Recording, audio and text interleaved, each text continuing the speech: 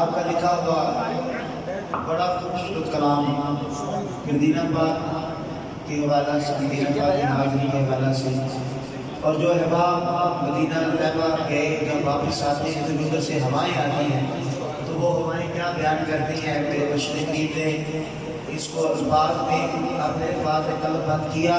तमाम अहबाब मोहब्बत के साथ वज़ू के साथ हमारे साथ शामिल होकर मिल के पड़ेगा।